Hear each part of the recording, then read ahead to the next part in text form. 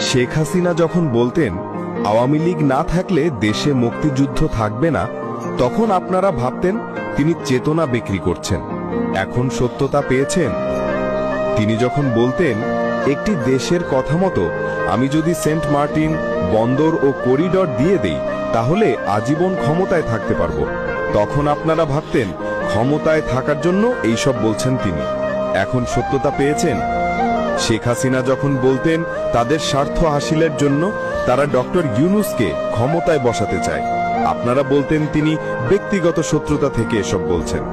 এখন সত্যতা পেয়েছেন। শেখ হাসিনা যখন বলেছিল কোটা আন্দোলন একটা বিদেশি ষড়যন্ত্র, আপনারা কান দেননি। এখন বুঝতে পেরেছেন।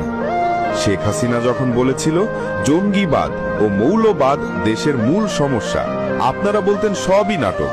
এখন সবকিছুই দিনের আলোর মতোই ফকফকা। অপেক্ষা করুন, আরো অনেক কিছুই দেখতে পাবেন।